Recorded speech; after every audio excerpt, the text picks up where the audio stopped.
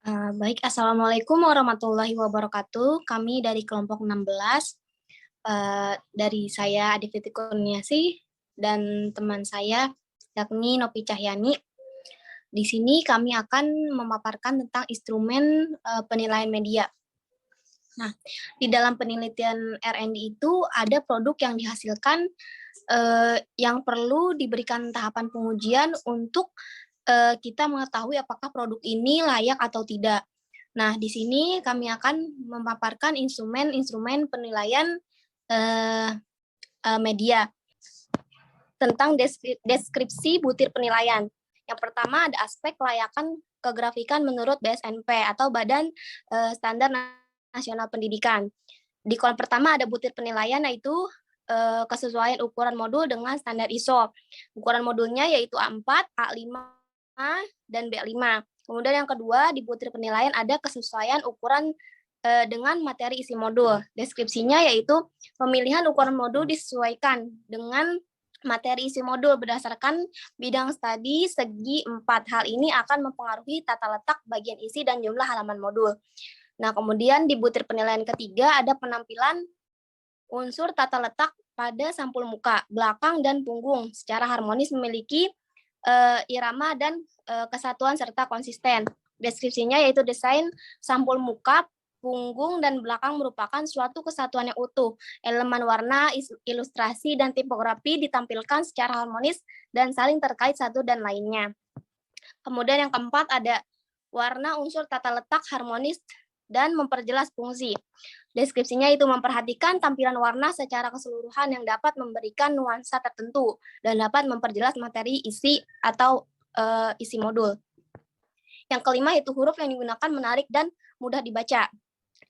Yang pertama ada ukuran huruf, judul modul lebih dominan dan profesional dibandingkan ukuran modul nama dan pengarang. Nah, judul modul ini harus dapat memberikan informasi secara cepat tentang materi isi modul berdasarkan bidang studi segi 4. Kemudian yang kedua yaitu warna modul.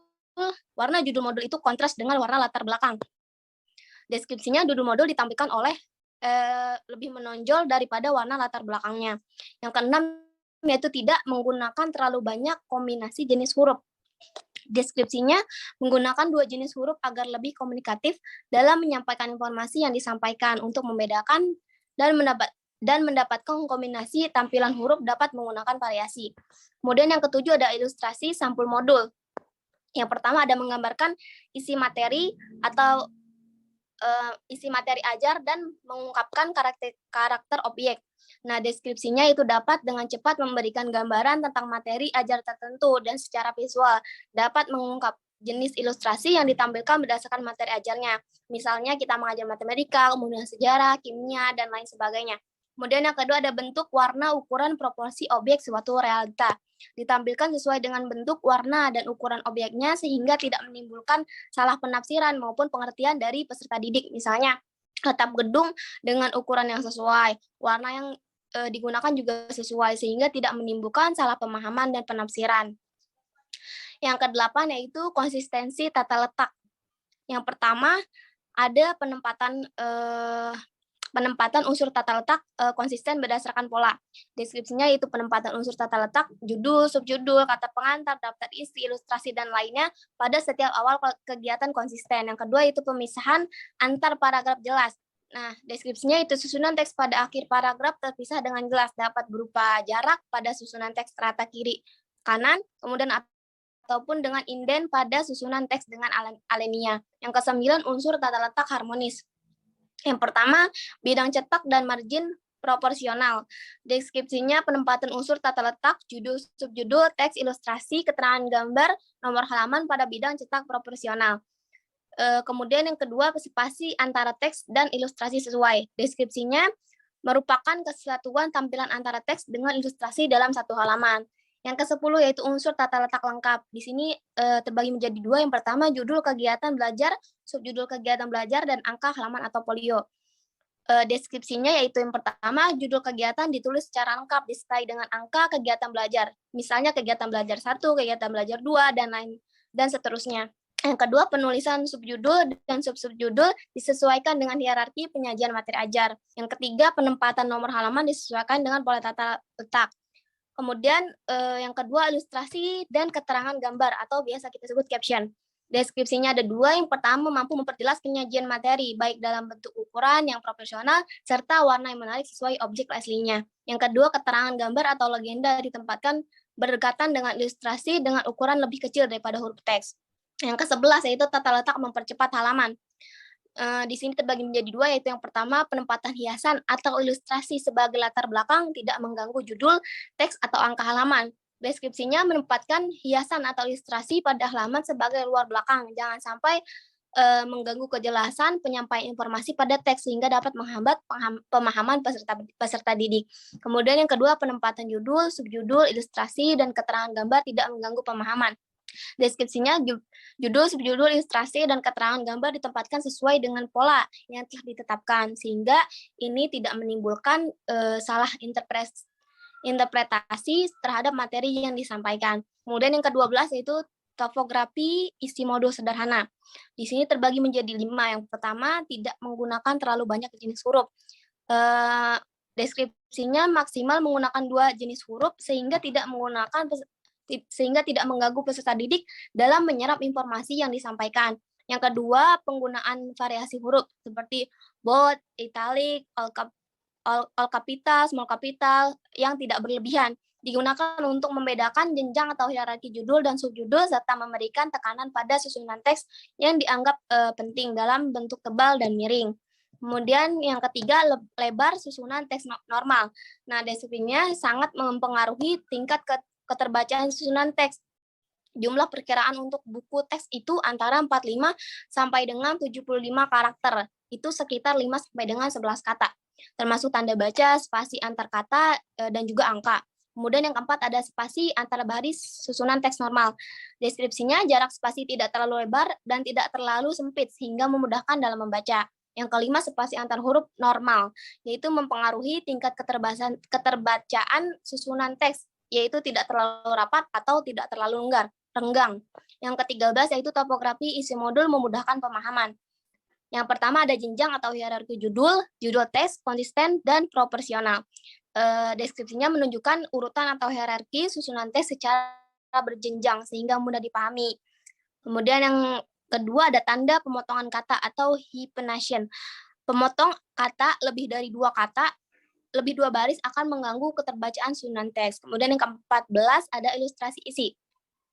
Nah, di ilustrasi isi ini terbagi menjadi 3. Yang pertama, mampu mengungkap makna arti dari objek, yaitu berfungsi untuk memperjelas materi atau teks sehingga mampu menambah pemahaman dan pengertian peserta didik pada informasi yang disampaikan.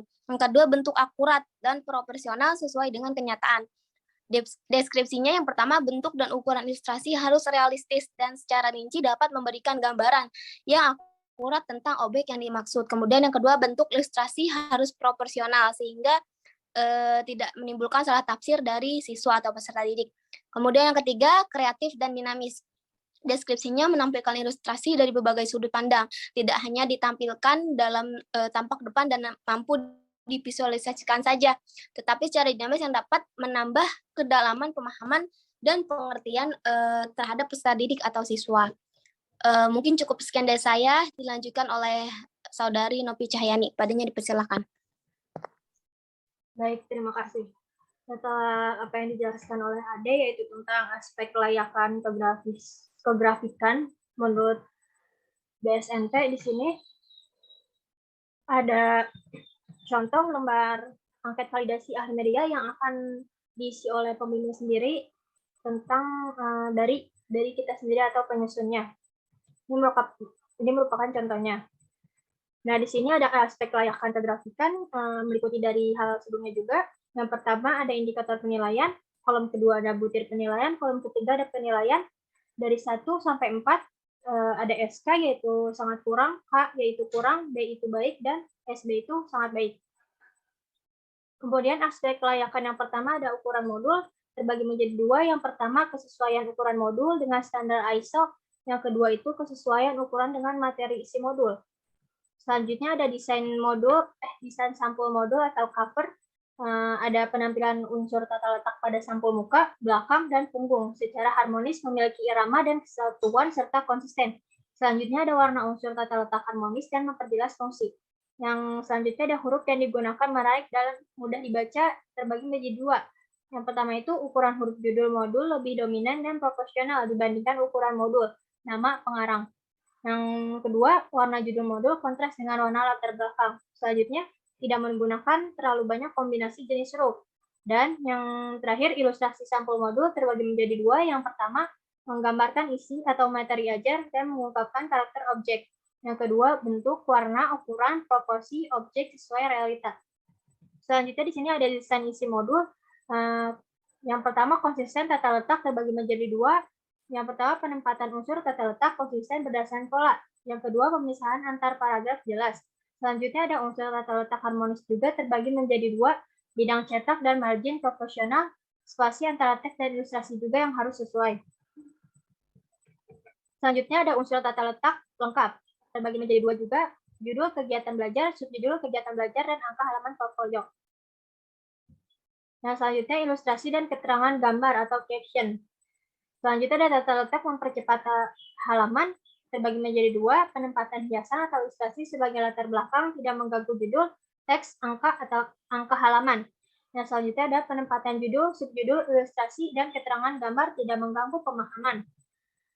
Lalu ada tipografi isi modul sederhana terbagi menjadi 5. Yang pertama, tidak menggunakan terlalu banyak jenis huruf, penggunaan variasi huruf bold, italic, all capital, small capital yang tidak berlebihan.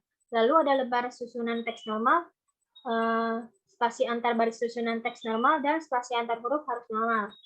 Selanjutnya ada tipografi isi modul memudahkan pemahaman, terbagi menjadi dua, yaitu jenjang atau hierarki judul-judul jelas, konsisten, dan proporsional.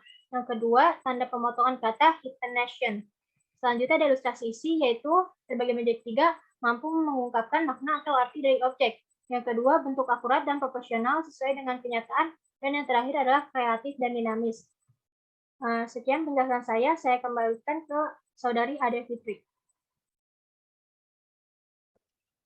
Baik, terima kasih Saudara Novi Cahyani. Mungkin cukup sekian dari kami, kelompok 16. Harapan dari kami, semoga teman-teman semua dapat memahami apa yang kami sampaikan. Kurang dan lebihnya kami mohon maaf. Wassalamualaikum warahmatullahi wabarakatuh.